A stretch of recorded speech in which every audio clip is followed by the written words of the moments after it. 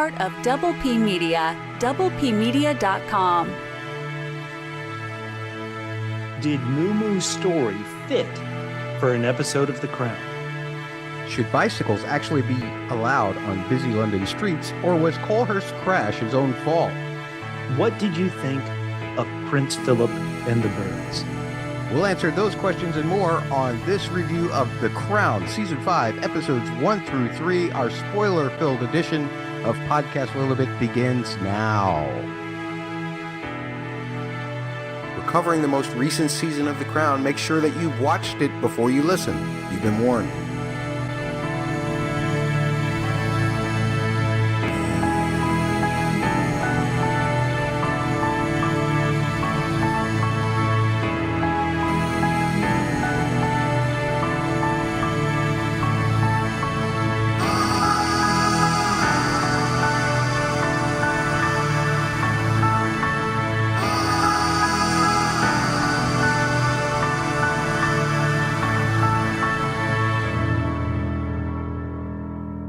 And welcome back, everybody, to Podcast Lilibet, Double M and Double B, Boss Bubba, with me this time around. And we are going to be exploring Season 5, Episodes 1 through 3 of The Crown, the story side of things. We've got a contest for you all this season so that you can win all kinds of cool Crown-related books. We are here to get right to business, and then we'll tell you a little bit more about the podcast. Bubba, what is your rating for these 3 episodes, Season 5, Episodes 1 through 3? I gave these 3 episodes only 6 double A's out of 10. 6? But double A's? Yes, I feel the episodes are aimlessly adrift, Ooh. a bit like the Yacht Britannia. This show, especially in its season openers, in that first 2 episodes, it feels like it sets up a theme. Normally, it feels like it sets up a destination, or it hints at the destination in the first couple episodes. These 3, it felt very scattershot, very adrift. I'm not sure what it's pointed towards. Now, admittedly, it has so many characters we care about. We haven't really spent any time with Princess Margaret. We really haven't spent much time with the Queen after 3 episodes. And so I understand it has a lot of ground to cover. It has to introduce us to new characters like Moo Moo. But for me, I think the Queen has always been the most fascinating character on the show. And so at least in these early 3 episodes, we need a lot more of her and less of Prince Philip always being restless. He's restless once a season. And Moo Moo was fascinating, but maybe they should have started with Moo Moo if that's really kind of the Diana story they want to tell. Those are my thoughts. It's still got incredible production values. It's still incredibly interesting.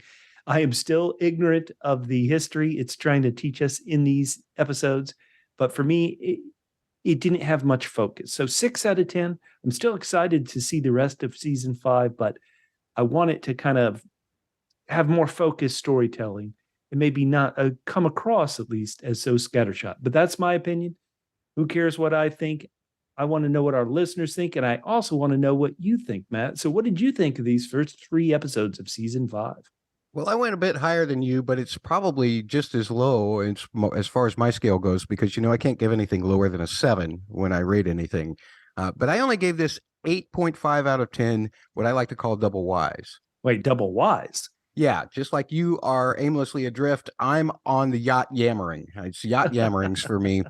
And I actually think that your points are very good, simply for the fact that I feel like they weren't even setting groundwork for this season, but they were also setting an awful lot of groundwork for next season, even in these first 3 episodes for this season. The metaphors of the yacht, whether she'll weather the storm and all of that stuff, is really about what happens later on in this season. Spoiler alert, all of the catastrophes happening around the monarchy and around the Queen herself. I understand how you feel about the Queen not being really all that involved. I thought her introduction was great. I think this cast is immaculate. I absolutely love this cast. And I love the character of Moo Moo. I was really invested in that episode, except for the music, which people have already heard me complain about that in the musical analysis podcast where I cover these 3 episodes. I just love that Moomoo's just kind of like a jerk, but at the same time, he's kind of this amazing, kind person when he wants to be. And I love that. The Diana stuff in the second episode is what pulled my overall rating down a lot too. I understand it's very real. It feels biographical in a lot of ways, at least in line with some of her biographies. But it really just kind of left me really depressed. The poor gal had everything and nothing all at the same time. So it wasn't really so much about the execution as it was just the way that it made me feel. But that's pretty much my respects as far as this episode goes. 8.5 out of 10. Folks, as Bubba said, we want to know what you think, because who cares what we think, even though we're the ones with the microphones talking at you. We still want to hear what you think so that we can share that on these microphones. How do you do that? You tweet at Lilibet Pod on Twitter, LILIBet Pod on Twitter. You can also send emails to mattsaudioblog@gmail.com, mattsaudioblog@gmail.com. Use that same spelling for our website and leave comments on the web posts, mattsaudioblog.com. And you can, of course, leave comments on our videos there. Search youtube.com/c/the word double, the letter P, the word media. Use that same spelling for their website. And one other spelling to keep track of, double PHQ, the word double, the letters PHQ. And by doing that, you can find them on Instagram, on Twitter. You can find them using that spelling on Facebook as well, facebook.com/the word double, the letters PHQ. And I think we're both on Hive now. Me as Matt's Audio Blog, and Double P Media on as Double PHQ, or are you on as Double P Media, Bubba? HQ, baby. HQ. He keeps it consistent. That's a double C. No, a double K. No, it's not a double at all. So that's all of the information. But why do we want your feedback? Because we have a lot of stuff to give away. We have books like The Crown Dissected, The Crown in Vogue, The Crown Official Companion, both volumes 1 and 2. We're going to be giving all of that away at the end of this season. And the only way that you can be entered into our contest is to leave us some feedback. So get on those YouTube comments, hit those likes, do the subscribe, do all of that stuff as I try to destroy my microphone with these big books that you can win. I love giving stuff away, and I can't wait to give stuff away to you. So be sure to send in that feedback. As I said before, our musical analysis is presented in separate episodes, which precede this one. For this one, it's Lilibet 10, and you can find it on the Double P Media YouTube as well. Let's talk about Season 5, Episode 1, Queen Victoria Syndrome, which was written by Peter Morgan, the showrunner, and directed by Jessica Hobbs. She has 6th and 7th episodes directing for the series this season, and she had previously directed 2 eps in season 3 and 3 eps in season 4. Here is your 64-second recap of the episode. It's all about the fitness of boats and monarchies, as the episode begins with a younger queen, with Claire Foy returning for the role to launch the Britannia, the royal yacht, followed by our 1990s Elizabeth getting a checkup. Prince Charles is getting polls, and Diana is getting an invitation for a second honeymoon. The honeymoon is not so much so as disagreements about beaches and shopping end up pitting Di and Charles's son William to have to take up for his mom. Aboard the Britannia, Philip starts hearing things wrong with the ship and makes a repair list and expenses, while Elizabeth visits lighthouses with her daughter Anne and talks about potential new boyfriends. Oh, by the way, the Prime Minister is now John Major, and the Prince has also urged an article criticizing his mother, Secretary Scamper, that's a double S, in an attempt to keep the article away from the Queen, while Charles cuts his, quote, honeymoon short to try and get the new Prime Minister to see his side of things and trying to get things to go more his way. Neither attempt is very successful. Prime Minister Major doesn't want to mess with Charles, nor with paying for Lilibet's boat, but finds the Queen quite entrenched. At the Gillies Ball, Prime Minister Major gets an education on the poor state of the relationships of the royal family, including Charles and Anne Andrew from Diana. Gets a little local history from Princess Margaret, and then comments to his wife how dealing with the royal family is the one thing he hadn't foreseen being a big headache for his new job. We have the tiny wheel of topics this season so that we'll get through all of the aspects of each episode. We spin the wheel. Whatever it lands on, that's what we talk about. Let's spin the wheel. Bubba, I know I've got my glasses on, but I still can't read that. What did the wheel land on? Well, it landed on in some ways, I think the main character of this first episode, and that's Prince Charles. And Charles, he's going on a second honeymoon. Is this because he really wants to go, or is this because he's got one job and one job that he can't do until his mother lets him do it or sadly passes away? What did you think of Charles, our new Charles? Let's talk about the new actor, Dominic West, taking over the character of Charles, I would say over 50 or 42 50s. And what did you think of him, his portrayal, and the character in really his only time to shine in these first couple episodes on his cruise, where then he has to get back immediately to act kingly? What did you think of Dominic West, first and foremost? What do you think, Matt? Well, continuing with my double Y yacht yammerings, I just have to say that, he obviously wants a new ship, and he wants that new ship to be him. He wants to decommission the Queen. And I was really struck by Dominic West. I thought he did a fantastic job. I think that the Josh, what's his name, that played Charles in seasons 3 and 4, I can't remember the actor's name. O'Connor. Okay. And he did a wonderful job playing a young Charles. I thought that his mannerisms were great and everything. I don't think that Dominic West really cares that much about that. I think that this season especially really focuses on the personality of Charles. And I think that he exemplifies what we all, when we see Charles on the screen, and see his general grumpiness most of the time. I think that he kind of really exemplifies or produces that kind of effect on you as you're watching him on this Netflix show. So I really appreciated his performance. And I don't like the idea of Charles going around behind the prime minister's back, which didn't actually happen, or going around the Queen's back to the prime minister. It did not actually happen. That was just for drama's sake.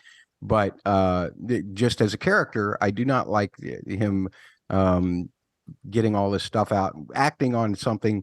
Now, he didn't initiate the poll, really, but he certainly tried to take advantage of it. And that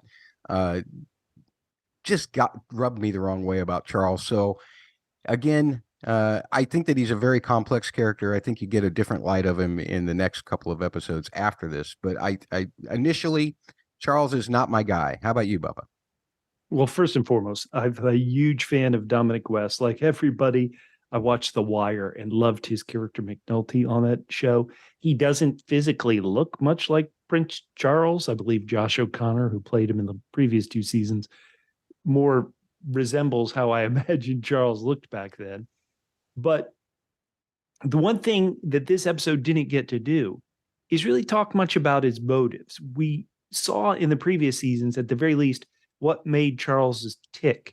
In this, it was all active Charles plotting and scheming, and not why this matters to him so much emotionally, which I think the episode could have benefited from. I added it when I was talking about this topic we're discussing, about how this isn't in the episode, but in my own mind, I'm thinking, well, okay, if you've really just got one job, if you have one purpose, to be the heir, and you're already at midlife and you're not even close to becoming the heir, what do you do? Wouldn't that give you that kind of drive to suddenly start living, for lack of a better word?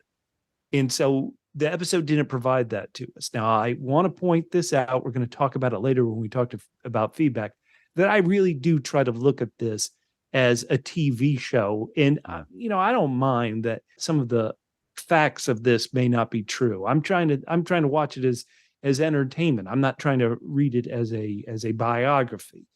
And so just as entertainment, I thought we needed more insight into Charles's psyche and why this was important to him in the episode. I think without that, he almost comes across as an empty shill. Did you find any empathy for him, Bubba, when the scene came up with him and Penny's husband, when he was talking about the state of his marriage? I mean, obviously we see that he's back with Camilla at the beginning of this episode. She's outside the door with the dogs, getting into her car. So I think the only way that I got any kind of motivation out of him is the fact that he's just very sincerely unhappy in his marriage, and that this whole second honeymoon was nothing but done so because he admits to him, the cameras love the two of them together. But I guess the only part, and you were about to get to the only part where I thought there was a little bit of a glimmer of this character. And that's when he said, in public, we work and we do work. It was like he was admitting, boy, this really does work and can work. It's just he and his wife, once again, I'm talking about characters, not real, Right. the real people, listeners. But when you hear that, you're frustrated for the character of like, if this works in public, it definitely could work in private as well. Yes, you would have to, in many ways, change who you are. And I forget if I talked about this previously on a podcast. I may reveal too much, but I read this great relationship book after I broke up with a relationship.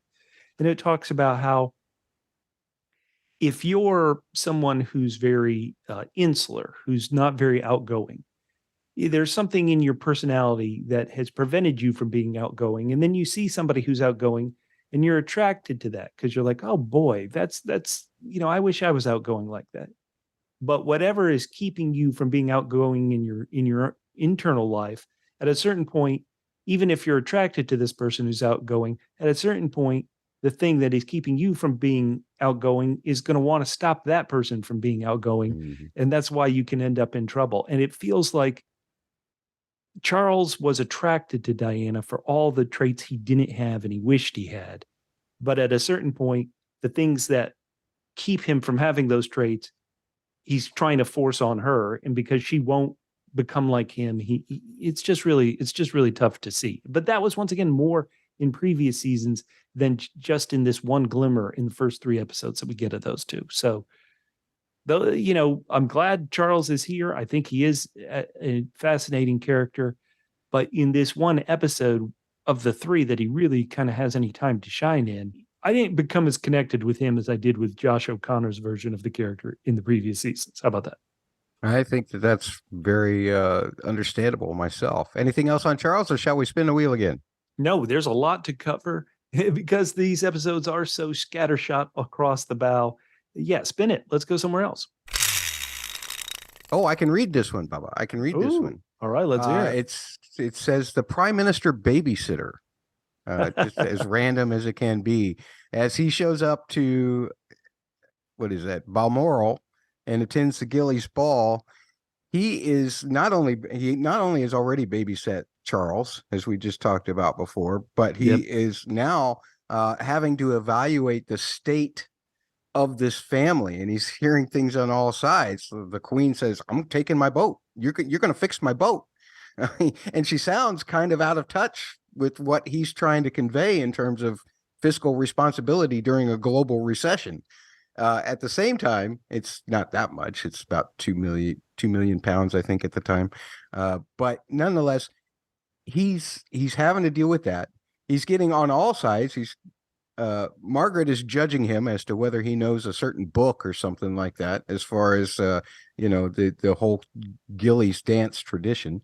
And Diana's giving him all the dirty laundry on the entire family and predicting that the whole thing's just going to come crashing down. And he says to his wife, "Oh my gosh, this is ridiculous." I mean, it's like the kids are running around crazy, shooting guns. They're just feckless. What do you call them? Feckless. And he called the senior royal family out of touch. And he's stuck with all of this. He doesn't have any choice. Poor guy. I really like this portrayal, by the way. Matt, I'm so glad you say this. Now, first and foremost, this is a symbol that we're all getting old. If Johnny Lee Miller, who was so famous for playing all these young, energetic characters, is suddenly playing this middle-aged, kind of stick in the mud John Major, this is incredible. Now, how many times can I say I'm judging this as a TV show? I know very little of Prime Minister John Major in real life. I imagine kind of what I know about him. I'm not sure I would vote for him. But this portrayal is so sympathetic to the position he's placed in this episode. I loved it, even if it made me feel real old seeing Johnny Lee Miller, playing John Major. That character, you just felt for him. You're like, Dude, just pretend you've got some crisis so you can get out of this mess. I really enjoyed it. Landed on, I can't read that, Bubba. Where did it land? Well, I think you're saying that it landed on, once again, if I can see correctly, you're landing on point 4. And the episode title is Queen Victoria Syndrome. And once again, I just don't know much about history. I know American history pretty well. Apologies to everybody who says I should know this. But the way they keep mentioning Queen Victoria, and the Queen should be a leader, but a leader you don't get to hide newspapers from, right? Like in this country, admittedly, we just had a president that some people say you had to hide bad news from, and certain things like that.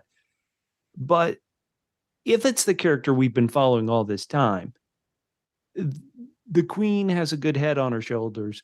Show Elizabeth everything. And the idea that they're trying to massage the news, it's just odd to see. And so, once again, judging this as characters we've seen for previous seasons, give her the paper, give her the bad news, let her make decisions, because generally in this show world, she makes great decisions. That's my thought. What did you think of good old Queen Victoria Syndrome? Okay, first of all, I thought that Imelda Staunton's performance was amazing in all of these episodes when we did get a chance to see her. Secondly, I feel like this is something that we actually see her work through. You know, she gets the newspaper, she works through it in the way that we've seen the queens of the past seasons work their way through it. We know that Elizabeth is very unemotional. She just kind of, and basically a simple stare to Charles, a simple stare to whatever, says all that she needs to say. She doesn't have to cry and fuss about it, which makes other parts of this season, spoiler alert, pretty amazing as well. But I want to just focus on that particular problem in itself, and the fact that Charles is rooting for this more so. The thing that I have trouble with is it's not like Charles is rooting against his mother. He believes he can do better, and he's starting to really talk about how he feels like his life is becoming a waste because he's just sitting around waiting as the episodes go on here. And one of the things that I found most wonderful about the Queen and her reaction to it, she didn't really dress her personal secretary down. She just kind of said, "Go get me that paper, please." You know, it's like, I love the fact that when at Balmoral, she says, "So you had a good walk?" Says, "Yes." And the Queen Mother comes up and says, "We read the newspapers," and Anne says, "No, we didn't." Because at that time, I didn't even pick up on it until like watching it a second or third time. She's trying to cover up from Elizabeth that Elizabeth doesn't hear anything about what happened in the paper, because you know that the Queen Mother was going to talk about it and tell her that she was doing the exact right thing because it was upholding the tradition, because that's what the Queen Mother always says to Elizabeth. But all of that interplay and the fact that she came to she didn't let it affect her that I could tell. I think there was some internalization of it, but it didn't seem to really, it's not like it's something that broke her. So why go to that trouble in the first place? Why not just talk to her, say, "Look, there was this poll in the Times. Here's what it says." I just think that the personal secretary trying to get Tommy to withhold the paper to where he ends up having to look like a complete jerk in front of Anne. It just it was pointless when you see the result. Who was that secretary back in season 1 and season 2 who was such a hard ass? We need that guy back remember here. His name now. What was it? The C. Oh man, I feel terrible. That guy, you couldn't hide anything from that guy. That's who we need to come in here and really lay down the law on these new secretaries who just don't know what it takes to squash everything. Like they would squash that guy, and I feel terrible. I want to look up his name because he was so good. He would squash anything. He was mean. Oh, Lascelles, wasn't that Tommy Lascelles? Tommy Lascelles, that was it. So good. And the actor that played him ended up getting a role in The Nevers, where he ends up playing a very similar straight-laced pretty good jerk guy. He's pretty good at that role. It's pretty good. Yeah, that's who we needed. That's what I thought. That's who the Queen needs. Let's get the cloning started, Lilibet. All right. I think there's just one topic left, so we don't even need to spin. You ready? Yep. It's, wait a minute. Queen Elizabeth 1.0 is back for a little bit of time. It's Claire Foy. Kind of becoming a tradition, isn't it? It's the last 2 seasons have started out with a flashback of her.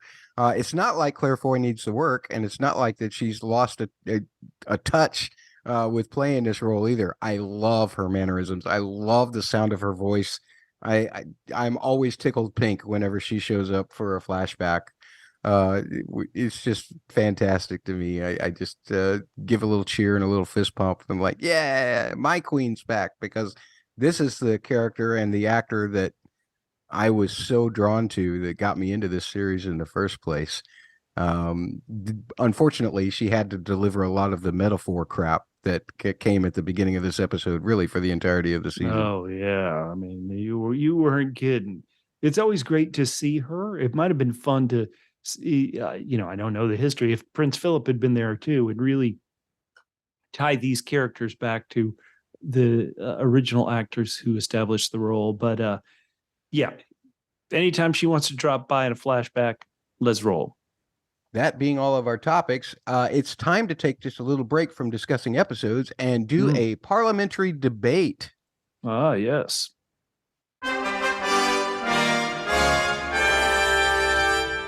This time around, our parliamentary debate for this episode, it regards Philip's repair bill. He estimates that that's £2 million in 1991, which would convert to about $6.5 million in the U.S. now, which really, it's kind of a drop in the hat anymore, the way that government spends money. That's nothing. So it's not like it was a great expenditure, but you have to understand that the prime minister was concerned with the global recession that was starting to happen, that we kept hearing on the radio the whole time, every time he was going somewhere. So this creates a little bit of controversy between Elizabeth and not. But what do you say? Charles thinks the boat should just be decommissioned. He even tries to get the prime minister to see that she'll be unreasonable about it. But Philip's got his information together. Well, you're representing, looking at you now here on this video, you are obviously representing the House of Commons. While me, dressed to the nines, I am representing the House of Lords. So I'm saying, good grief, £2 million, that's a drop in the bucket. This is the 80s. I mean, think of all the money you're making from Benny Hill reruns. I say pay it. This is, once again, as an American, I am completely ignorant of all these things, but the crown is a bit like your symbol. This is your window to the world. And if you have your royalty out there on a leaky boat, that doesn't show much confidence. I'm saying cough up the money, fix the boat.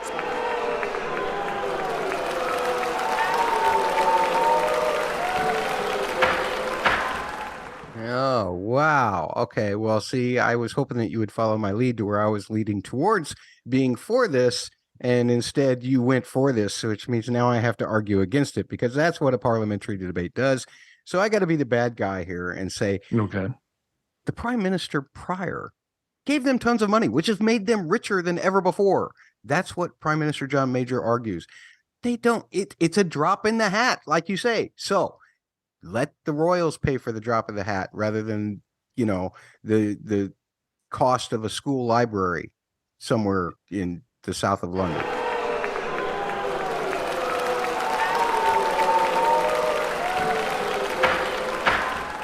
Does the Royal Yacht Britannia, does it do official functions? Yes. Is it open for tours? Let's imagine it is. Could you rent it out as an Airbnb? Sure. So if it's part of, if it's doing official government work like these tours, The point is it's not their essential money. to doing that government work, Bubba. It can be done taking a plane. You want it them can be done. No, you want them on a Royal Caribbean cruise? No, I don't want them on a Royal Caribbean cruise. I don't want them on a boat at all. I want them on a plane. No. I want them in and out. I want the cost expenses to be a lot less. Come on. Maybe you don't think of the great British wartime generals. They were always on a boat. Since when is Queen Elizabeth a general? Listen, she leads. She's the sovereign. The sovereign leads. They don't lead, right? They don't lead from behind. They lead from the boat.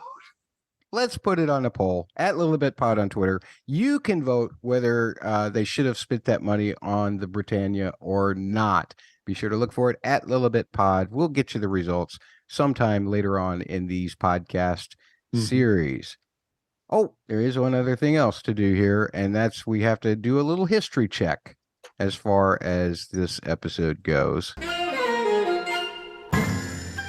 Here's your history for Season 5, Episode 1. On November 27th, 1990, John Major is elected Prime Minister and invited by the Queen to form a government in her name on November 28th. Source, Wikipedia.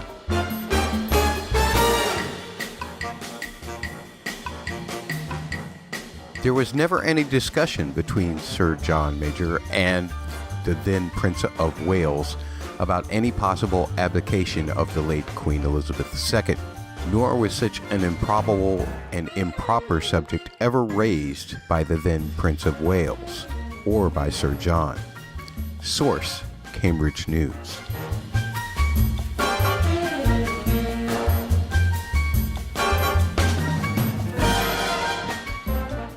Charles, Di, William, and Harry did go on a vacation to Italy in August of 1991, and they were joined by Norton and Penny Natchbull for that trip. Source, Insider Magazine.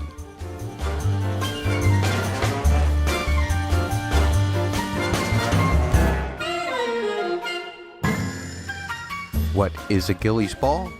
After Queen Victoria and her husband Prince Albert purchased Balmoral in 1852, they threw a dance in September to thank their staff and servants. This dance would soon become known as the Gillies Ball. The term gillie is Gaelic for gamekeeper, and gillies are also specifically designed shoes, commonly worn in Scottish country dance. Elizabeth held her balls at the end of each of her summer stays at Balmoral. Source, Town and Country Magazine.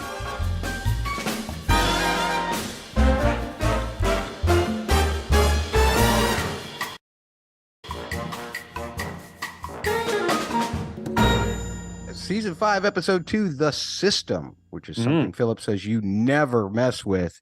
It's written by Peter Morgan, directed once again by Jessica Hobbs. As I said, her 6th and 7th episodes were directed for this season. Here's your 64-second recap. It's all about Philip, who is seeing birds of prey everywhere and having trouble hearing reporter questions. When his godson Norton's daughter, Leonora, dies, he pays the family a visit at the urging of Elizabeth. He finds and gets to know Norton's wife, Penny Natchbull. He repairs a carriage for her and frequently offers her advice about marriage and grief. It's also about Diana, where a tabloid writer wants to write a book about her, and negotiations and questions are asked through her friend, James Colthurst. Some strange happenings, such as a bike accident, clicking on phones, and a break-in of the writer Andrew Morton's house, occur. The dictation itself reveals Diana's troubled childhood and how she feels about her situation in the royal family. Philip learns through Penny that a book is coming and then goes and confronts Diana, telling her not to rock the boat. The book is published anyway, and Diana cements her place as the unwelcome member of the system, all while Philip and Lilibet discuss what marriage actually consists of. And we will once again spin the wheel of topics. It looks like there's a few more topics on the wheel. I see more colors. So this one will probably, since that means there'll be smaller lettering, I probably won't be able to read any of these, Bubba. There's only 5, Matt. Matt, are you blind? There are only 5. Spin the dang thing. Okay, there we go. So we're going to get to this right now. And that is Prince Philip is always looking up and seeing a bird. Is this a vulture ready to eat his dying carcass? Or is this some symbolism that we're not quite getting, that Prince Philip has always wanted to be free? He wants to fly. He wants to do this. He needs some freedom within the system. And so whether it's polo, or in this case, whether it's carriage riding, Prince Philip is that bird that longs to be free occasionally when he slips out of the system. I want to point out that he was an avid bird watcher and photographer, and he wrote a book and he published it back in 1962 about his journeys around the world and the birds he saw. So he was very interested in birds. It just felt almost heavy-handed how much Prince Philip kept seeing these birds in this episode. And I've said I believe it's a symbol of how he can, he wishes he was still flying. He wishes he was still free. The joy he gets from these carriage rides, are like his holiday from himself. But that's me. What did you think about these crazy bird shots, Matt? Well, since I posed the question, I'm not sure that I have much of the answers. I was more interested in the places in the episode that it showed up, because it does show up, and he sees it where the carriage ride or in the beginning sequence when he's getting interviewed by the reporter. Right. He also sees it when he's outside Kensington Palace about to go tell Diana, or maybe it's right after he tells Diana not to fight the system, not to publish this book, not to do any of this stuff, essentially laying down the law to her. So what about, being free from himself? Is it just his wish of being free from himself, even though he has to impose the exact opposite on his daughter-in-law? Matt, I can't exactly answer. I did think it was almost comical how much the show kept cutting him looking at a bird. I do want to briefly mention that now Prince Philip is played by Jonathan Pryce, an actor we have also been following his entire career since the 80s and Brazil and all this insanity. This is a bit unfair to say, but the transition from Matt Smith to Tobias Menzies felt a bit smoother. Just like kind of, if you squint, you could see how one person went from one to the other. But Jonathan Pryce really, really, really does not look like the other two too much. He seems a lot shorter. So Prince Philip, shrank a bit, perhaps metaphorically between seasons. What did you think, Matt? What do you think about Jonathan Pryce? Certainly a great actor. I don't want to take anything away from him, but what did you think when you saw him in this film? I think that his role in this series, and I have to almost think about it beyond just these episodes, but in this particular episode, it was fine. It was okay. I wasn't necessarily sold on him being Philip either, because he didn't seem. The difference for me was the way he held the way he held himself. Both Tobias Menzies and Matt Smith had this very straightforward, almost aggressive kind of stance anytime they were on screen, right? And here, and I understand it's age, right? Here he's a little slumped over, and it almost kind of softens his demeanor a little bit, even when he's telling, if Tobias Menzies was giving that speech in this episode, I would have been a heck of a lot more scared than I was by Jonathan Pryce saying it. Let me just put it that way. Or even Matt Smith. You're right. They would be petulant at times. The character, once again, not the real person, but the character would be petulant at times and strong and kind of demanding at times. And that was not this Prince Philip at all. It also, his softness with this Penny, I'm going to mispronounce the character's last name, Natchbull? I think that's how you pronounce it, yeah. His softness with that character and why he would suddenly want to connect with her, it didn't come across too strongly in the episode about why. What was it about her that brought out his, the way the show wants me to take it, I believe, is that in Penny, he saw a bit of himself, somebody trapped in this system. And she does say that a bit, but I didn't exactly see him in her. And so therefore his constant reaching out I didn't quite connect with that motive as well as I thought I might have. So That's an excellent point. That's an excellent point. As happenstance, it just landed on Philip anyway as a general topic. oh boy, yeah, we got to put up with Philip once a season, listeners. So Yeah, so if you well, love, hold on, if listeners, if you guys love Prince Philip as a character, please write to us and let us know why you love him. Or if you get a bit frustrated that we have to have one episode a season of Philip being, I need to fly. I need to get out of this. Once again, let us know. Write down in the comments if you're on YouTube, if you're on any of these social media things, reach out to @PHQ. I can't wait to hear from you. So, okay, what's this subject about Prince Philip? Well, this is just about everything else. I mean, we talked about the actor's portrayal, but I think story-wise, there are some really neat points for Philip in here, because when he is doing all kinds of things regarding fixing Penny's carriage, you see all of those traits that we've seen in younger versions of Philip in this series. That the impossible is always achievable. I went to this school, Charles, so you should be able to survive it too. I see these men on the moon. I can do something too. I'm going to take a plane and I'm going to try and fly it out of the atmosphere. Wasn't there a thing where, like, you don't think I can build this gate at the school? I can stay out in the rain and build this damn gate at the school. Wasn't there something like that? Yes, there was in the 9th episode of season 2. Absolutely. So he's had that ever since he was a child.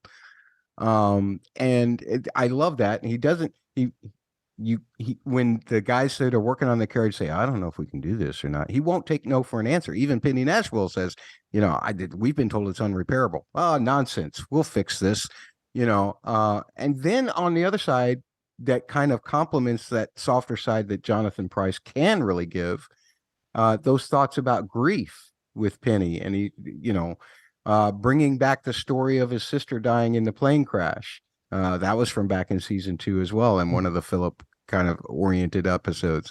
And seeing how I thought that this was one of the things where Pryce really did well was to exemplify how that still was with him. You could still almost see it behind his eyes, that it was one of those things that he's learned to tolerate, but he's never really accepted. And that, or at least that was what the performance gave to me. What thoughts did you have about Philip? So I try not to do this. I'm so ignorant of the history it is, or the history there, even the fake history that they're trying to get to, that I'm watching it and I'm trying to think. At a certain point during it, I'm like, is he trying to flirt with Penny?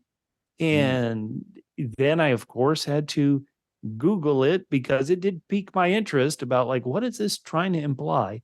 And then you hear about rumors and things that don't seem too logical, but you're like, oh, okay, maybe it is trying to hint at something that may or may not have happened. Once again, this seems like a, at times, fictional spin on the history, but I was fascinated. I was fascinated by the idea that he could be flirting. And then I thought, oh, wow, I want to flirt with women 25 younger. With my godson's wife. Right, 30 years younger too. Let's go, Prince. I want to flirt with my godson's wife. Sure, why not? Heck yeah. Spin the wheel. I always want to say no whammies for no reason. And I guess the whammies in this case is Diana. We have a new actress. We haven't talked about her. A wonderful Elizabeth Debicki is a great actress. I don't want to go through her IMDb page because I'll keep saying, oh, did you see this? This is so good. Did you see this? This is so good. Exactly. And, this shouldn't matter. But to me, I look at her in the styling in these episodes. To me, it really looks like they really make her appear very close to Diana's look. And so that's another fascinating thing.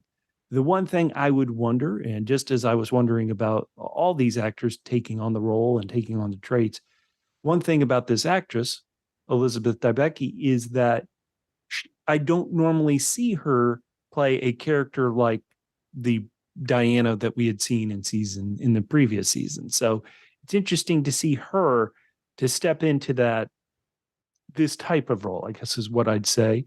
I think she does a good job at it. I may just be too attached to the previous interpretation of her. But the one thing that once again, I'm taking this as a TV show, not real life. But the one thing is, you watch it and you just want to say, and I would say if this show was completely fictional, I would say the same thing, where a character starts doing things and you just think, oh no, that's not smart. That's not smart. Don't do it. Don't do it. Don't do it. And so, I get very tense when I hear her phone being tapped, but almost everything else Diana does in this particular episode, I'm like, oh, don't do it. Don't do that. Don't publish a book. Don't tell this person. Don't trust this person. And so that was kind of the big feelings I had throughout the episode anytime Diana was on the screen. What do you think? I agree with you. I think the thing that strikes out to me more so than anything else is she's tall, right? Yeah. Now we gotta be careful about Elizabeth Debicki and her height, because what a lot of shows apparently with her in it have tried to do is hide her height and do various things to not have her be the height she is. So, you wouldn't have her in heels. You wouldn't have this, that. It is something that any viewer would notice, but but I'm only being careful about it because before The Crown season 5 began, there were like Twitter campaigns that would say, let Elizabeth be tall. Don't make her, don't try to make her do some ridiculous stunt of always standing in a hole to make it worthwhile, to make it make sense to have her be Diana. So I tried not to think about that, even though I always noticed it watching these 3 episodes I've seen so far. But so she's tall. Anything else you want to say, Matt? Sorry, I cut you off. Okay, well, my point was going to be is the way that it affects the way the other actors look, because to me, Dominic West looks like a much shorter version of Charles. Jonathan Pryce looks like a much shorter version of Philip. Yes. It's not anything against her, and I think that it even works beautifully as a metaphor. This is Diana's big moment of shining. Her book comes out, the interview comes out, all of this stuff in the 90s is not just it's like the explosion of her stardom beyond what she was before, just as the Princess of Wales. Her stardom continues to evolve. So I think as a metaphor, her being taller than everybody else, a head above everybody else, literally, is incredible. Do you remember this book coming out? Again, please, listeners, don't hold it against me that I wasn't an Anglophile in the 90s, especially about the royal family anyway. Do you remember this, Matt? Did you have the thoughts that I thought of, like, ooh, don't do this, don't do this, don't do that? That's interesting, because I felt what I got out of that whole situation was nothing but sympathy for Diana, because wow. relaying all of these personal things about herself, basically for a complete stranger to transcribe and to put in a book. I don't like the way the book was done. I think that she should have just said, yeah, I'm going to do it anyway, and just done it. I mean, I understand that there's certain things in the system that you don't do. But I just feel like that all of this middleman two-handedness stuff was just a little bit too clever for its own good, because in the end, everybody knows anyway that she was the one that was telling Andrew Morton this stuff. The book was huge from what from what I've read, Okay. and was, it was getting her press coverage everywhere. So I can't say that, she gives the reasoning that she needs to get it out there before somebody else puts something else that's not true out. The problem that I have is the relationship with Princess Diana and Charles has always been a he said, she said, right? Even up until the time that she died. And I don't like having to go through the motions of that. So I completely understand why she wanted to get it out there first, but it was just a couple years later that Charles put out a book as well. And he had a documentary. He put his documentary out on ITV long before she got her special on with Martin Bashir or whatever. So it's just kind of, there was this whole period of 4 years where it was just a back and forth, and all you had to do was pick up any rag in a supermarket line, and you were going to see something about the two of them, one way or the other, whether they'd spent even a week together or not during this portion of their marriage. So That's the problem that I had, was the process in which she did it. The fact that she tried to hide that she was part of it. Okay. Matt, do you mind if I go with a early parliamentary debate on this specific episode? Let's do it.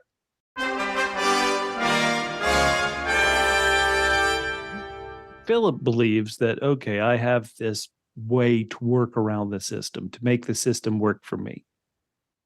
From what we've been presented, and admittedly, I'm going back to season 4 as well, is there any way that Diana could have worked within the system to find happiness? Had the system worked for her the way Philip is implying that it works for him? Is there any way? Because I don't see it. I don't see, based on the way the show has presented these characters and these events, I don't see any way that Diana could work the system to where she would be happy. Well, we saw her do it with Kensington in season 4, right? And she completely failed. I mean, it wasn't her fault that it failed, but that's ultimately what happened with that military guy, right? So no, she cannot. I mean, I hate to just agree with you and end it right there. No, but that's fine. I don't think there's any way that she could ever be happy, given the situation as it was. Now, if Charles had been an attentive and a loving husband, I don't think that these issues would have even come up. You know, one of the things that we learn about Philip and Elizabeth is that they're so different that, you know, that's kind of what attracts each other and keeps their stability strong. But here you have Charles, who wants to, like you mentioned earlier, Charles will hold Diana back from being a star because, you know, even though that's what attracted him. I think that there's just too many competing agendas for the two of them for Diana to ever be happy or to find a way in the system to make it work. Even though Philip brings it up again, he says, you can still do this. And she just doesn't have an answer, I don't think. Not at all. But Listeners, folks, if you have a different idea, let us know. Tweet at LilibetPod on Twitter, or you can send emails to mattsaudiblog@gmail.com, or leave comments on those YouTube videos, youtube.com/C/the-word double, the letter P, the word media. Leave comments down there. Be sure to hit the like button. Be sure to subscribe, because Double P is going to be covering a lot of stuff this year. You're going to want to see all of it, from Star Wars to, who knows what. Star Wars. From Star Wars to Star Wars. Another parliamentary debate. Good show, old man. Let's try it. All right. Well, we've already kind of touched on this, but maybe we should just hash it out once and for all, Bubba. Is getting your story out there under the guise of you having nothing to do with it a good idea? I kind of pose the fact that I do not like that idea. I think it's an awful idea. I think that you should just come out and say, this is me.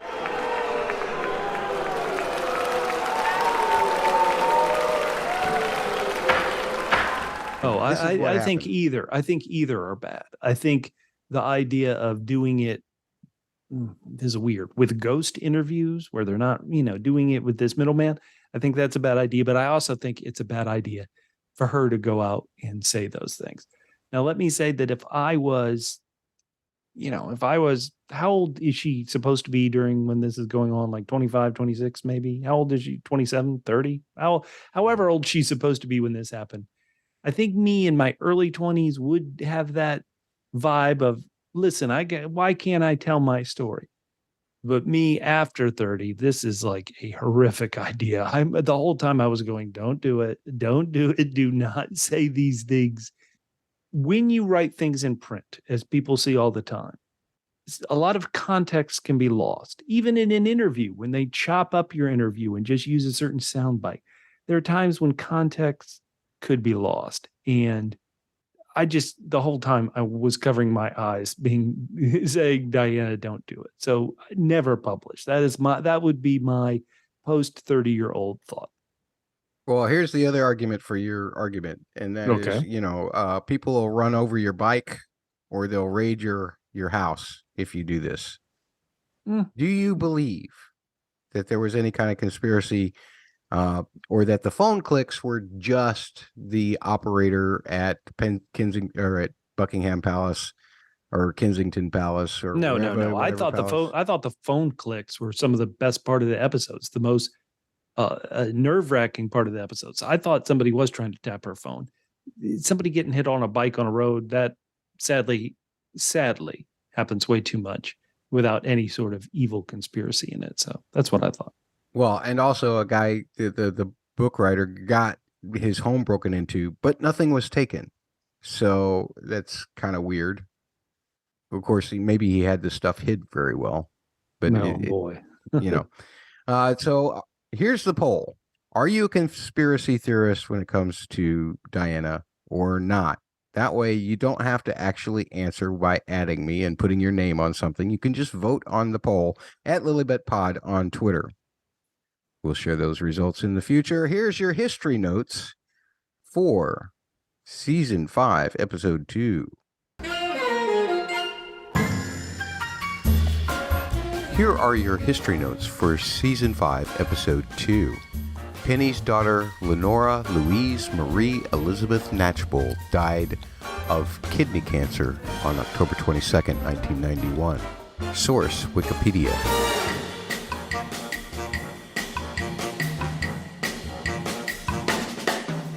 Diana, Her True Story in Her Own Words, a book by Andrew Morton, was published in the United Kingdom in hardcover format on June 16, 1992, by Michael O'Mara Books. Philip, in fact, did not confront Diana before the book was published, and instead, according to reports, read it when it was published in 1992 while on a trip to Boston.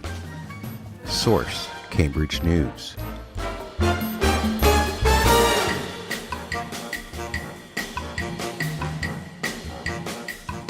On November 24, 1992, an IRA unit exchanged fire with a combined British Army RUC patrol at Castleburg, County Tyrone. The IRA members had been surprised outside the house of a Royal Irish Regiment soldier. More than 70 shots were fired. This incident is not chronologically correct if the book was released in June. There is one incident that it could possibly be detailing of January 22nd, 1992. A former UDR soldier was shot and injured on his way to work at Fifen Road near Castleburg, County Tyrone. Source, Wikipedia.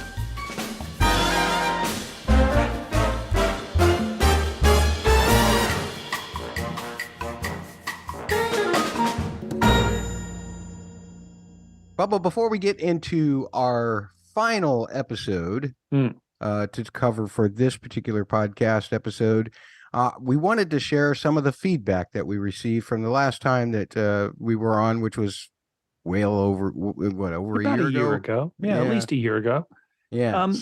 And I wanted to get to this feedback a bit early just because of this first bit, which I'm going to read from Tepra 123123. That sounds like either a bot name or a really bad password. Well, they wrote, literally talking about the royal family in England 70 years ago. And these Americans are flicking their hair saying, OMG, I don't like the prince acted like, cool. Oh, thank you so much for noting the way I flicked my hair. I really appreciate that, So I really, and I mean really, understand how this could come across to somebody who this is the royal family of England. This is their monarchy. This is their royalty. And the fact that foreigners, these Americans, could be making flippant comments about this show and indirectly about them, I understand how that could frustrate people. And that's why I said it till I'm blue in the face. I am really approaching this like a show. And so when I flick my little curly Q hair that's left and say, yeah, I don't really think Prince Philip is that interesting. I mean the character in this show, not the real person. And I don't mean to insult anybody's, royal family in any way. So I hope that comes across. Right on. Well, I just want to say thanks for pooping on the podcast. Pooping on the podcast. Yeah.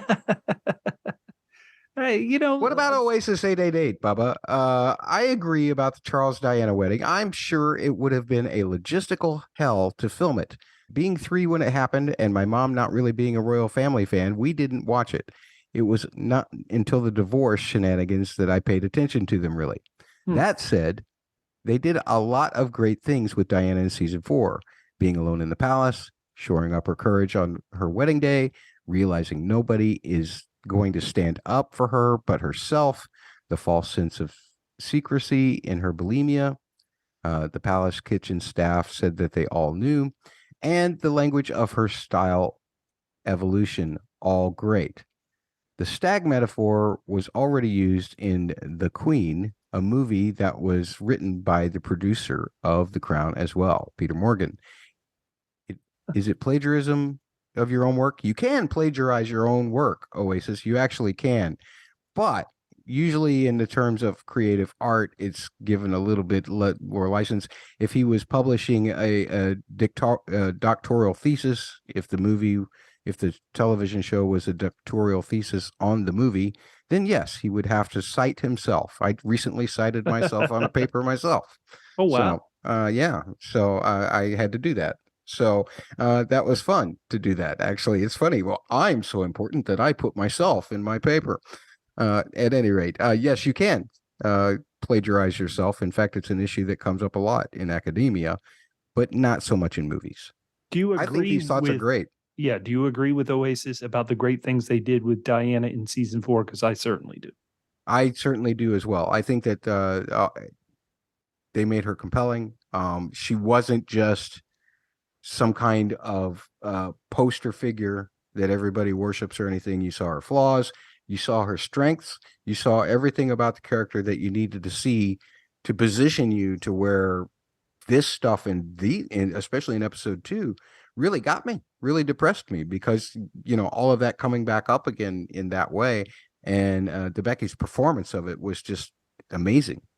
Well, we love that feedback. What do they need to do, Matt, if they want to give us feedback on these season 5 podcasts? Well, we want to hear from you at Lilibet Pod on Twitter, Lilibet Pod on Twitter, Matt's audioblog at gmail.com, Matts audioblog at gmail.com. You can also use that same spelling for the website. Don't forget the word double, the letter P, the word media. That's the YouTube channel, youtube.com/C/the word double, the letter P, the word media.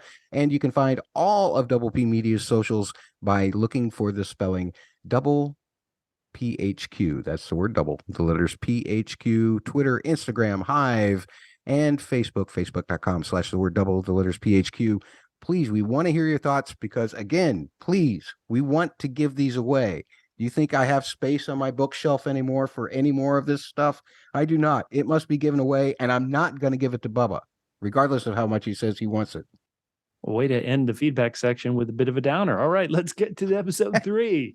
It's all about Moo and his valet Sidney Johnson as we follow Muhammad Al-Fayed through various points in his life, as well as are introduced to his son Dodi. The flashbacks cover an encounter with the Duke of Windsor in 1946 in Mumu's childhood home of Alexandria, Egypt.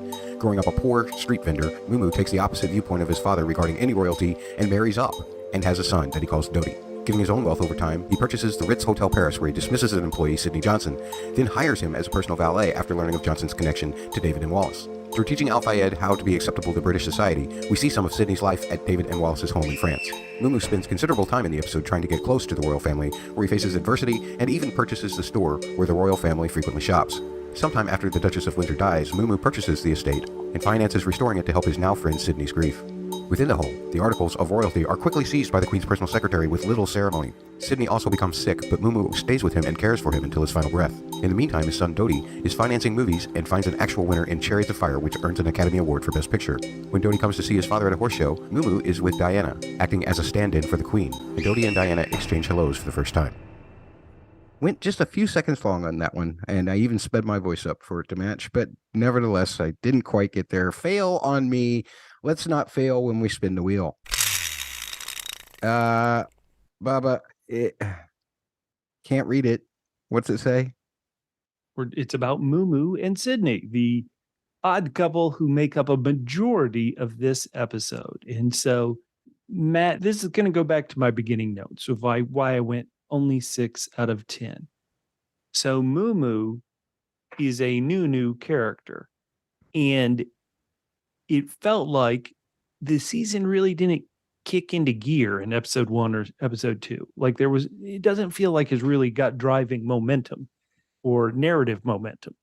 And then we suddenly get to episode 3 and it stops entirely to introduce a new character. Not that I didn't like Moo, not that I didn't really enjoy the relationship between this insanely rich man, self-made man, I guess, in some ways, based on the way the episode is done, and his valet, Sydney. In a lot of ways, I should love it. But instead, because it felt like the season hadn't even started and suddenly we got to stop and introduce a new element, it was really tough as a part of a whole. Now, as an individual episode, I agree with you. Once again, Moo is a fascinating character. The fact that he connected with Sydney, a also fascinating character in its own way, is wonderful. Like that could be a film, a standalone piece of art, but it isn't a standalone piece of art. It's a building block at the beginning of season 5. And so I'm torn on how I feel about it. Wonderful performances, fascinating relationship these two characters form, but I'm not sure it's exactly what I needed at this point in the season. So tell me how I'm wrong. Well, it's hard for me to disagree with you in terms of the big picture, Bubba, because I think that you got some valid points there.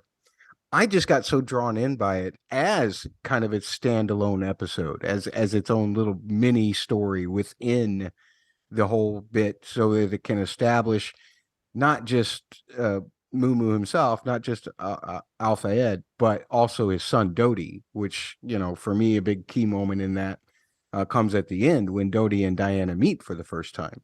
So it doesn't feel like a moment at all, but if you understand, you have to have historical context for it. Right. Yes, you do. Even if you understand the history as poorly as I do, you understand why this is a fascinating moment, but the show doesn't present it as a moment at all, which in some ways I like. So yeah, as would be in real life. They're just, he's got to go sit with his friends. He could care less that his dad is all excited about talking to somebody in the royal family who will talk to him rather than just take his stuff. But this is about Sydney and Moo, and I thought the evolution of that relationship was fantastic. It was one of the how did you feel? Let's say it. How did you feel about Moo when the first time he sees Sydney is, you got to get this guy out of here. I'm trying to make this hotel look like that was horrific. Complete jerk. I mean, as you said, horrific. But you see that the wonderful thing about going through these series of time jumps and flashbacks with these two is you see how that relationship grows and grows and grows and grows. And first, it's completely out of Moo's vainness. First of all, he's too vain to want somebody like Sydney working in his hotel. And then he's too vain. He's so vain he wants to be part of British monarchy, or he wants to be part of British society. And so he's using Sydney, which may be even more offensive. But as you see time pass on, they imply, and again, we're not talking about historical significance or anything, but they imply that he actually bought that home, or leased that home. It was a 50-year lease for Sydney, more so than for himself, more so than for his desire to be with the Queen. It feels like the way that they are when they see that house as it's getting renovated, that Moo did this as much for Sydney as he did it for him. And when he finally sits and is sitting with Sydney on Sydney's deathbed, I mean, to me, that is them hugging for Dodi winning the Academy Award, or them winning the Academy Award for financing Chariots of Fire. All of that was so moving to me. I don't care if it was part of any series or if it wrecked any series. I just want more of stuff like that, because I thought that was a great journey. Oh, I love hearing that. So, okay. Sydney Johnson, valet to a quote unquote king. Once again, I as a television show, I love every time this Duke of Windsor shows up. He's so fascinating. He's so horrific and wonderful sometimes in his own ways. And so when I saw him in these flashbacks, I was like, heck yeah. And how is he likable when he's done so many selfish things? He's likable when he's looking at Sydney and he's saying to his wife, this guy's really good. I should hire this guy to be my full-time valet. He's perfect. And so that, as once again, as many terrible things that we're led to believe this character has done throughout his life, there's also moments where you're like, yeah, that's exactly what you should do. And so that's a great way to get us to know Sydney, who really is in those first beginning times we see him, he is really just in the background. And so I thought that was a great introduction to Sydney. What did you love about the character of Sydney? Well, Bubba, I want to take you back to I think it was season 3. Yes, I think it was season 3. Let's go back there one time. And I want you to recall when we see an older David cough blood into a coffin, or into a basin. Whose name does he call? He calls Sydney's name. He doesn't call Wallis's name. No, boy. He calls Sydney's name. Don't call Wallis's name. Okay. Well, I honestly don't remember it, but that makes perfect sense. I love it. Yeah. So I just love how they show that Sydney, and this is what I gather from Sydney as a character. Moo fell in love with him. David fell in love with him. Everybody loves Sydney. And I just absolutely love that. But this actor, I don't know this actor's name, and I apologize, but he carried that role.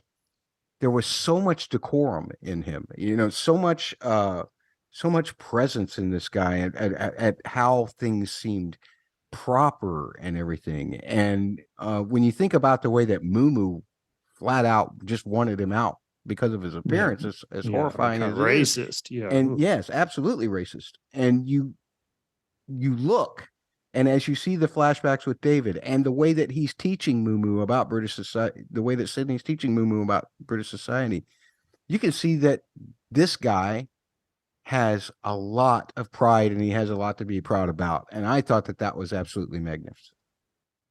Yeah, it's fun. Once again, I think it's tough at this point of the season to stop everything and follow new characters in one character who doesn't make it all the way to the end. But it is fascinating. Let's spin the wheel. Oh my goodness. Okay, so I guess it is natural that this would come up. But Davis and Wallis, is this the last time we're going to see David and Wallis? Now, I haven't watched forward ahead of these 3 episodes in season 5, but I've got to say this has got to be the last time. But it is always wonderful to see them. And once again, this is just based on the show and these characters. David doesn't deserve forgiveness, but he always does things where you're like, oh, okay. And then Wallis is just the worst on the show. Like every time I see her, I'm like, oh, good grief. Why do we have to put up with old Wallis? So how do you feel when you see these characters again, Matt? Well, I loved seeing these 2 actors doing this. They're resuming their role because they carried, I guess, because of their season 2, and I think she was actually in season 3, wasn't she? I get them. They've all blended together by now. But he was in seasons 1 and 2, and for sure. And then I think she was in season 3, but because she was the one who was talking to Charles a lot. But just seeing the 2 of them together brought such a feeling of nostalgia for the earlier seasons, and to see how unintentionally they are just completely awkward because they completely stick out anywhere they go, and they're so questionable in some of their manners, or just the way they do. We're gonna get some comments on YouTube. We apologize. It's about the show, not the real history. Yeah. Well, I mean, at me at Lilibet Pod. Send your hate mail there, not to the YouTube. But I love seeing them because it always makes me think, what's he going to do that's going to make me hate him? What's he going to do that's going to make me love him? That's the way I always feel about How's David. He going to screw up this? Yeah. How's he going to screw this up? How's he going to make it up to me? It seems like it's always that way with David. I'll tell you what, though, carrying those characters through that scene with Wallis dying was absolutely horrific. That really got me as somebody who's, losing people all the time now. That's a horrible way to go. So just thought I'd say that and bring the whole podcast down to a crash. Well, I'm glad you did say it. I'm glad. Once again, we are talking amongst ourselves. We kind of, after 4.5 seasons, we know how we feel about these characters and about this show. So, listeners, the thing that adds a bit of spice is letting us know how you feel. David and Wallis, let's try to leave the history out of this, even though we're going to have history notes on them in a bit. How did you feel when you saw them pop up here in season 5? Did you think it was hilarious that of all the people Moo Moo could be fascinated by, it's these two that he first sees and becomes like, ooh, who are they? Let us know at PHQ on all the social medias. We love it. Interesting. The wheel just spun, and you talked about Moo Moo's fascination with David and Wallis, and we could talk about it in general in royalty. You know what? There's one thing about Moo Moo, and this is another thing that I really love, is I don't know that his fascination with royalty necessarily came out of his personal love for it, or out of just trying to be the opposite of his father, who seemingly hated them. Rebel teenagers. Yeah, rebelling. And and what does he do? He marries up his that rich kid's wife that wants to buy all the coke and then split the profits, or the rich kid's sister. He marries up out of his class. He continues to climb up, and you can see already how Moo Moo is building himself up to be more than what most of society would have intended him to be, especially at that time. So I love that perseverance, and I love the fact that his fascination with the royalty, wherever it came from, is very seated genuinely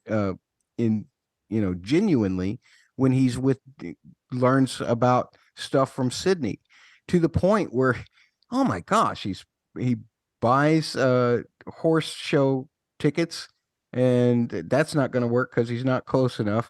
So he just buys the store that sponsors the event so that he can sit next to royalty.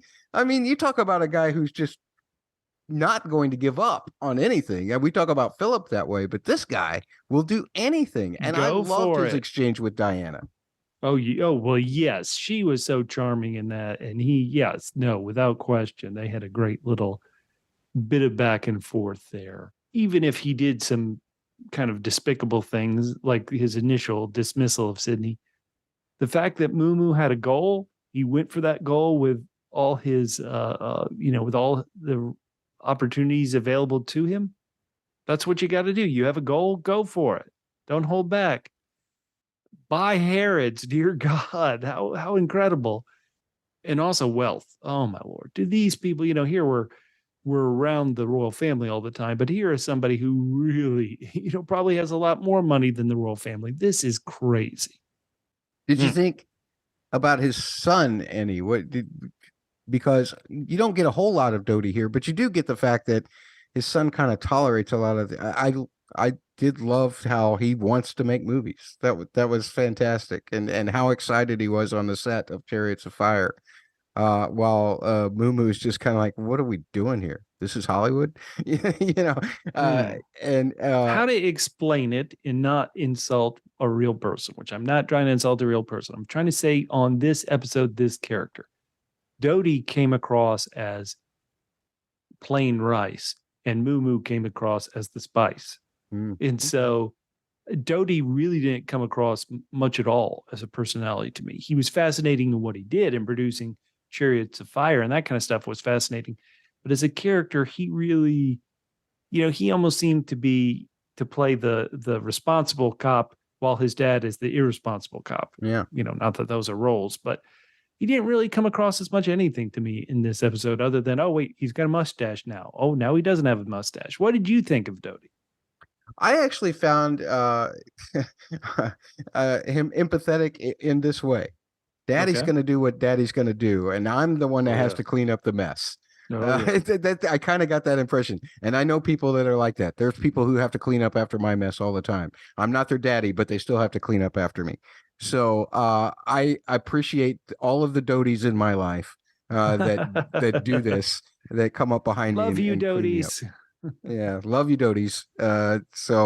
But no, that's the way that I found him empathetic. But he didn't have a whole lot to do. It was more just about a way to accentuate who Moo was, And how about just this? by him giving reactions to it.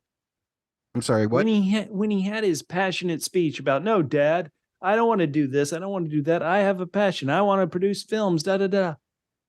Because we knew so little about him, I couldn't feel like, yeah, kid, yeah, you tell your dad. Instead, I thought, you just want your dad's money to do whatever you want to do? Yeah, sure. Okay. Here, kid, go buy yourself a lollipop. I didn't have much of an impression of the character based on this one episode, and I haven't watched ahead, so I assume he'll be in more as we go along. But that was just my thought. Absolutely. Let's turn not that issue, but another issue into a parliamentary debate. Yes, let's go.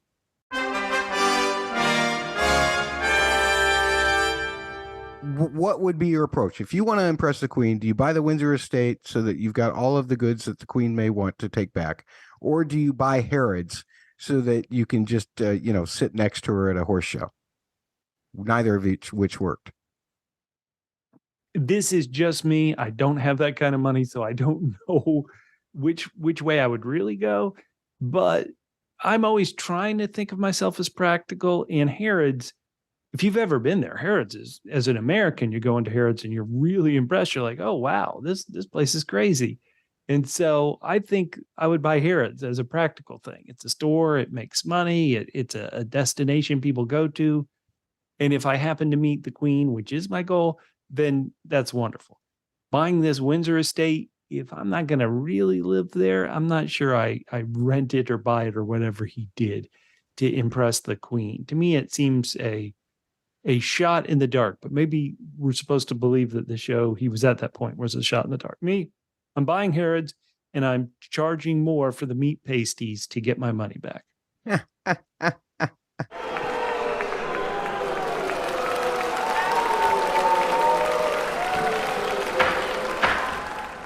To me, I feel like the Windsor estate is a more practical gift to the Queen. Okay. Because she's never going to forget you, right? Because you bought the place of that one uncle that everybody in the family dislikes. They're not going to forget about you. They're not going to forget about you. You're forever going to be etched on their brain. Oh, that guy, he's the one that bought David's place. Oh, boy. And so, a 50-year lease is kind of a tough one to swallow for sure. And he did turn it into a kind of a B&B of sorts, I believe, and everything. Oh, there you go. Okay. So I think that I don't think that he certainly didn't spend much time there, but he definitely renovated it and did all of that and looked at it as kind of an investment. I just love that they attached this reasoning to it, which may or may not be true historically. I don't know.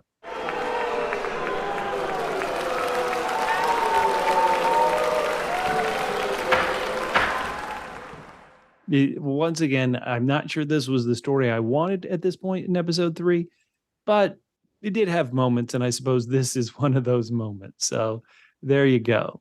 Yeah. We'll put this on the poll on Twitter. If you had to impress the Queen, would you buy the Windsor estate or would you buy Harrods? And they're going to show up at Harrods more often. That's for sure. But you may be more in their brain if you buy the estate. So that's the debate that you must decide at Lilibet on Twitter. Look for the poll. Let's find out what really happened in this episode historically with our history notes.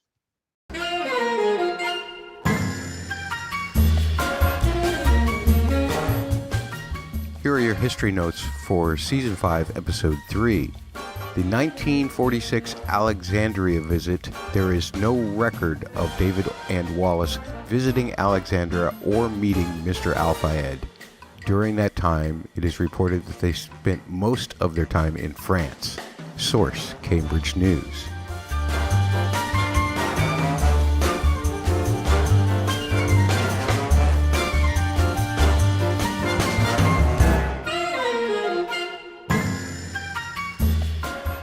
In 1979, Al-Fayed did purchase the Ritz Hotel, Paris. The movie Dodi financed, Chariots of Fire, won an Academy Award in 1982. Source, Wikipedia.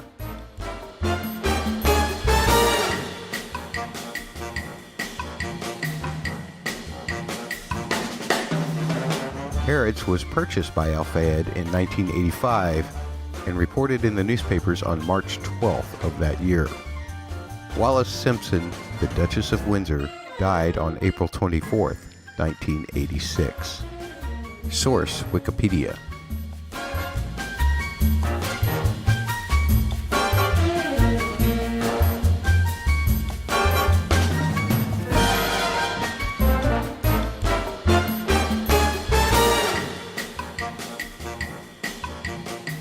Number 4, Rue des Champs d'Enterrement, David and Wallis's home, was purchased by Al-Fayed on a 50-year lease of the estate.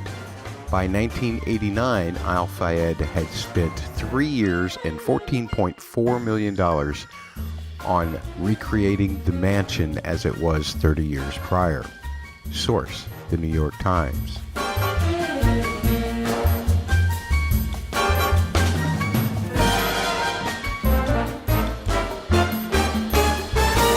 Sidney Johnson died on January 17th of 1990. Source, Wikipedia.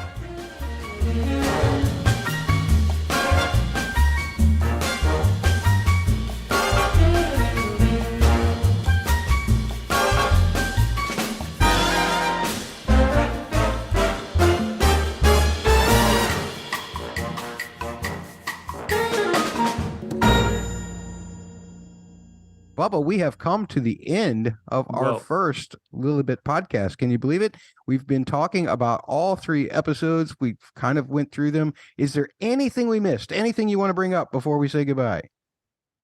Oh, wait, this is based on the real royal family? No. No, I'm good. I hope. I have not watched these episodes. I'm just getting into it now. And I know there is what do we call fans of the crown? Crowniacs, crown fanatics, Her Majesty's subjects. I know there has been some talk that this season isn't as fun or as brilliant as some of the others. And so I hope it turns around. I hope I find the one episode that really connects with me, because while there's good moments in all 3 of these, I think it's been a bit rough. So that's my thought. And we'll hear my next thoughts on the next podcast to see if I'm more on Yacht Britannia or if I'm like, these seas are still pretty choppy. Will Bubba come out of the foxhole or will he remain entrenched? We'll put that on the poll as well. We want you to send your feedback to us. Try to convince Bubba that he's wrong, completely wrong as usual, right, or try to convince me that I'm wrong, completely wrong as usual, because neither of us are right very often. You can do so by tweeting at LilibetPod, LILIBetPod on Twitter. You can also send emails to mattsaudioblog@gmail.com, mattsaudioblog@gmail.com. Use that same spelling for the website, mattsaudioblog.com. You can leave comments on our YouTube videos. You can find those as part of the Double P Media YouTube channel. That's youtube.com/C/the word double, the letter P, the word media. And you can also use the word double, the letters PHQ, to find all of their socials, including Facebook, Instagram, Hive, and Twitter. See you next time. Double P Media, doublepmedia.com.